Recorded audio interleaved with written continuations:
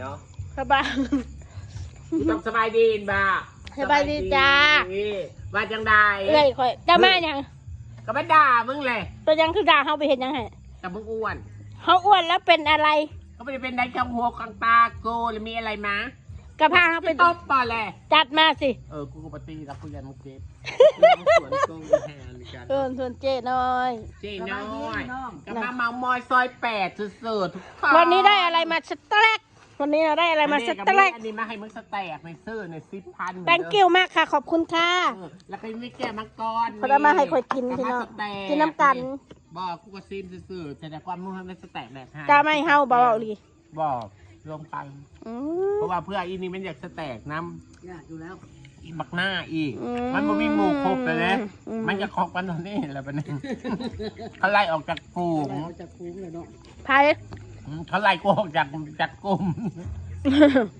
เบยว่าหยอกซื่อปักเซ่ค่ะกับมื่อใดสิลงมาตอนนี้เขากำลังสนุกสนานอยู่ทีมงานแสดงว่าไม่เล่นมาหาบุมีหมูยังมาเล่นเขาเลยเนาะพวกกันได้ด่าดิอีเนี่ยกันเนาะมาหลอกด่าโดยเฉพาะคือด่ามึงกับอีหน่าเลี้ยวอีหน่ากระดงอีนมยานอีขาสันอีดากใหญ่อีสูงโป่งเอาอีกบริยังเอาอีกอีตาตียังโมอีหน้าผักกว้างตาอะไรอีกกินก่อนแป๊บหนึ่งก็หน่อยด่าต่อเอาไหมตาอีกคนโทรมานะเอาโทรศัพท์ไปสิล่ะโทรมาว้ายหิวว่ะหน้าเต็มจอมึงคิดได้จังใดเปิดต้องแป้ง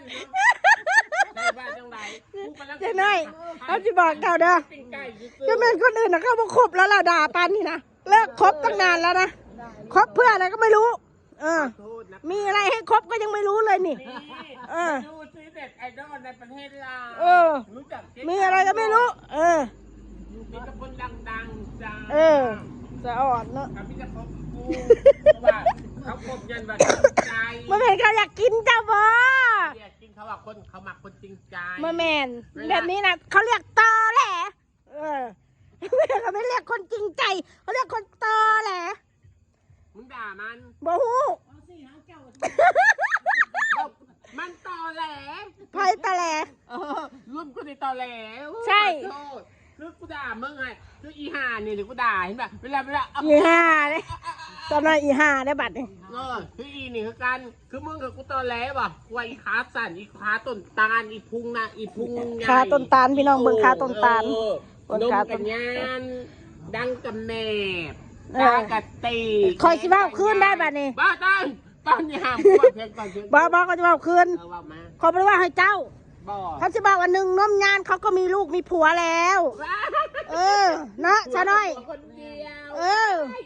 สร้างมาเขาอ้วนเขายังกระย้อนแบบผัวเขาเลี้ยงดีเขาได้กินดีอยู่ดีเขาเลยอ้วนเขาผ่านมันบดดีส่วนหน้าผากใหญ่หน้าใหญ่เนี่ยมันมาจากกรรมพันธุ์มอนหน้าผากน้อยพ่อเขาหน้าใหญ่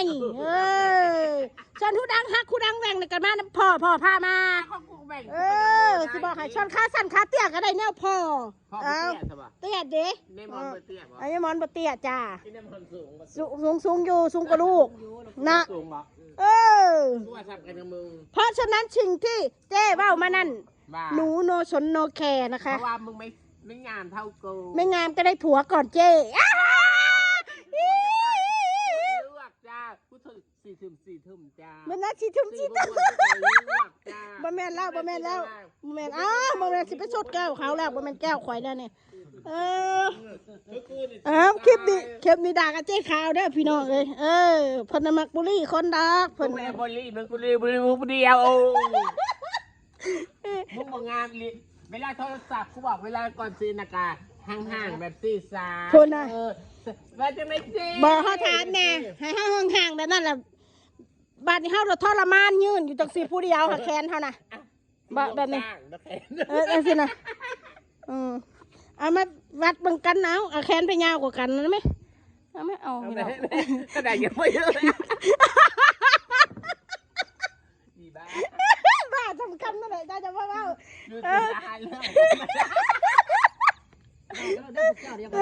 บ่ เด้อเวลามึงด่ามึงต้องเบิ่งหน้าบางคนเนี่ยเด้อ บอกเราว่าอยากซื้อรักนะถึงอยากเล่น กูไม่ได้รักมึง ไม่รักแล้วมาเล่นด้วยทำไมอ่ะโทรหารถเนี่ยมาแรงโทรหารถเจ๊น้อยคอยอุตส่าห์มาอยากมา กูบ่มีคนด่ามึงกูเก็บกด ต้องเก็บตัว กูขายเครื่องบดีกูไม่ต้องเสียใจกูโทรด่าอีมึงก็หา เอ เรื่อง อ ด่ามึง บ่มีอย่างใดโทรมามึงหนาใหญ่เฉพาะ ไอ้ได้ มึง นะ คายใหญ่เฉพาะมึงคือดักไงนมมึงคืองานแต่ว่าคนร้ายจะข่อยคอยให้เฮ็ดใส่กันจ้ะ เวลากูขายเครื่องบดีกูนั่งเซ็งๆอยู่กูก็ทักษิณนะเขาหาอีน้อย พิษจังกะเจขาว เขาหาอีมนซะอีห่านี่ บอกอันชาน้อยโทรมาทีเดี๋ยวมึงคือนานหับเทวสันดังขึ้นคอยกระหับก็เลยกูสิเลิกคบพันว่าได้ว่าเขาบอกว่าชาถูเลิกคบนะแม่เราต้องไปมากินกูมือเนี่ย มึงอยู่น้ำกูมึงก็ได้ม่วนจ้า ได้มวนอยู่รุ่นเล็กจนเขียวสิเหีย ก็กูสิว่าอุ่นไว้มาใกล้ๆก่อน เอาว่ามา อีกอย่างหนึ่งคนอื่นบอกว่าด่าเอาญาติ เขาบริญาตเขาด่าเขาเบิดบ้านเบิดเมือง ด่าแต่ก่อนยันเขาด่าคืน เขาให้มารุมด่าเขากู แสบ แสบเพียงเขาว่าบริเจ็บจังดีเขาว่า ไม่ได้เจ็บใช่ปะ มือ เออ เขาบริเจ็บข่อยด่านะ ยังไม่ได้นะ เจ็บกระดองใจ โอ้ย เจ็บกระดองใจ เขา จะแตกไปเป็น เมื่อยได้เขาหลบเมื่อยแล้วเขาอิ่ม มันจะแตกเบิ้ง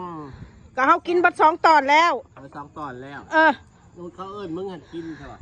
บ่แล้วมื่อเอิญกินก็กินรถแล้วชอเพียงจะเอามา หุ้นคือมึงนี่เขาไม่ได้เอิญกิน เอิ้นไง รับประทานของกูกระสวง รับประทานบดมือเขาไม่ได้เห็นเจ้าเด้อเบียร์เขาไปเบียร์มือใดมือหนึ่งมือว่างเขาจะไปอยู่กับเจ้าบดมือ ใครเมื่อกี้รถเลย3พ่อลูกเมื่อกี้เรามาจอดกูกำลังปิ้งไก่ปิ้งซีนอยู่สักอย่างอ่ะกูกำลังอันน่ะให้แขกอยู่กูว่าอ้าวคุณลูกค้ามาเนมไปผมอีกห่างกูว่า คอยเอิญเพิ่นเอวเจ๊ทำเป็นบริงินทำเป็นเบิด ขายเครื่องมันนั่นอยู่แล้วขายเครื่องเขาต้องขาย มึงมาซื้อเป็นไก่ของกูนะกูให้มึงติดหนีมากูให้มึงติดหนี ตอ อ่ะ นนั้นปิ้งไก่ยังเหลือโตเด้ กูให้มึงติดหนีว่ะมึงมาเอาหรอกกูให้มึงติดหนีกันใช่คอยติดแม่ติดเบิ่ง อ้าวเหลือ6 โตกับมันกำไรกูเหลือ1,000เนาะ ตายังหัวเลยนะ คันมันดีแต่มันเมิดมันนี่ฮะ เมื่อบ่มันนี่ค่ะ เมิด แสดงว่าเบิร์ตเตเว่นแล้ว 30 โตนึงมันนี่ เราจะมาเตเว่น 30 โตขายกันมันบดีคือแต่ก่อนทำมือหนึ่งย่างบ่ได้กับ8-10-100คันตามแต่ละมือ คุณไปใส่เบิร์ตเนาะ ขายดีมันบ่มีคนเที่ยวทางเลยว่าเรื่องจริง เงียบเนาะ แต่ก่อนข้าว บุญเขาเมื่อ ข้าวบ่แม่นก่อนไหนข้าวแต่ก่อนมือหนึ่งมือละซอกครึ่งซอกผู้นึงผู้มือนี่ ชอบ50 โลหันเป็นบอก แม่น โอ้ มัดมือละซอก อืม ตัว น้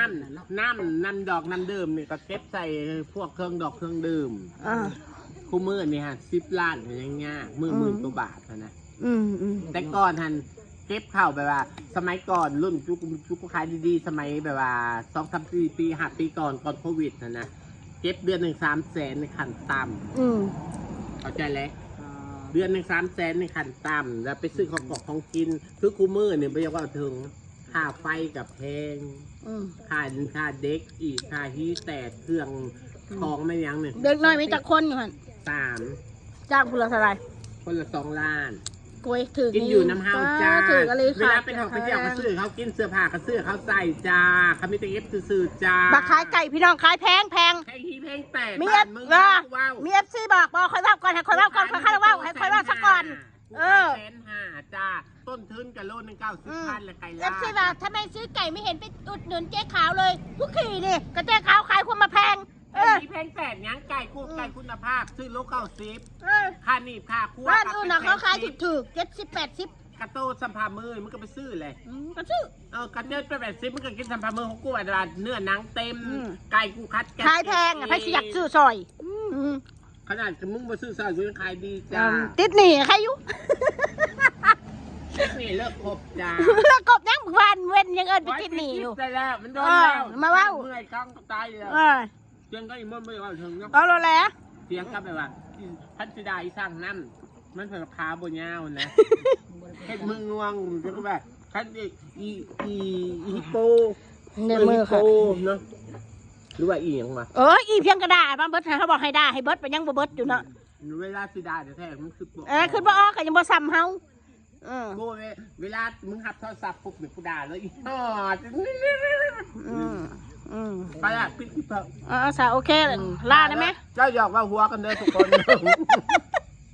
จุกเลยความจุกความสนุกมีกันแค่นี้พี่น้อง4 คนมาคอยโซเลกันอยู่นี่ยังให้มุ่งขึ้นยังให้เจ้าแบบว่านั่นคลายเครียดแม่บ๊ายบายเด้อ